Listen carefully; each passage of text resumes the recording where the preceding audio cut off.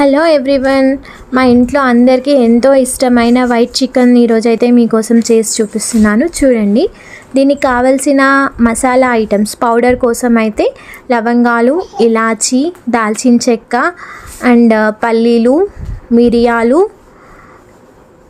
కాజు and kasuri methi ఇవైతే తీసుకోవాలి. ఇదైతే రోటీస్కి, నాన్, పూరి ఏ వాటికైనా చాలా బాగుంటుంది.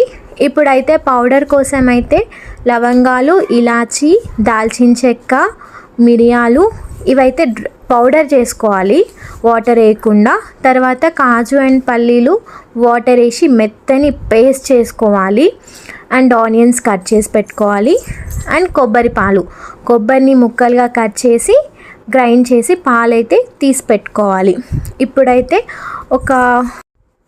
ఇప్పుడైతే ఒక ప్యాన్ తీసుకొని అందులో ఆయిల్ వేసి, ఆయిల్ హీట్ అయ్యాక ఆనియన్స్ వేసి ఫ్రై చేసుకోవాలి. ఆనియన్స్ అయితే చాలా చిన్న చిన్న ముక్కలుగా కట్ చేసుకోవాలి.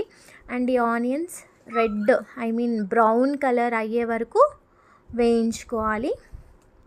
ఆ తర్వాత ఇందులో కట్ చేసుకున్న పచ్చిమిర్చి వేసుకొని ఫ్రై చేసుకోవాలి.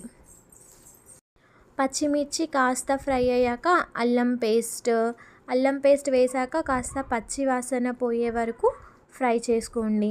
ఆ తర్వాత కాస్త సాల్ట్ వేసుకొని, ఇది మాత్రం లో ఫ్లేమ్లోనే పెట్టి చేసుకోవాలి కర్రీ, లేదంటే మాడిపోతుంది. ఇప్పుడు మనం గ్రైండ్ చేసి పెట్టుకున్న పౌడర్ నైసే వేసి కలిపేసుకోవాలి. ఇది అడుగంటుతూ ఉంటుంది, బట్ నో ప్రాబ్లం, అడుగంటుతేనే బాగుంటుంది. అది కాస్త ఫ్రై అయ్యాక కాజు పల్లి పేస్ట్ అయితే చేసి పెట్టుకున్నాం కదా, అదైతే వేసి కలిపేసుకోవాలి. కాస్త ఫ్రై అవ్వనివ్వండి. కొంచెం ఫ్రై అయ్యాక మనం కొబ్బరి పాలైతే యాడ్ చేసుకోవాలి. ఇదైతే నేను కొబ్బరిని చిన్న చిన్న ముక్కలుగా కట్ చేసి దాన్ని గ్రైండ్ చేసి దాంట్లో నుంచి వాటర్ అన్నీ క్లాత్తో ఎక్స్ట్రాక్ట్ చేసుకున్న కొబ్బరి పాలు. ఇది కొంచెం ఫ్రై అయ్యాక లో ఫ్లేమ్లోనే చేసుకోవాలి.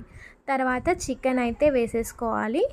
చికెన్ని కడిగి బాగా ఆ తర్వాత ఇందులోకి యాడ్ చేసుకోవాలి. కలిపేసుకొని ఇప్పుడు కొంచెం హై ఫ్లేమ్లో పెట్టుకొని కాసేపు ఫ్రై చేయనియండి. ఫ్రై అయిపోయాక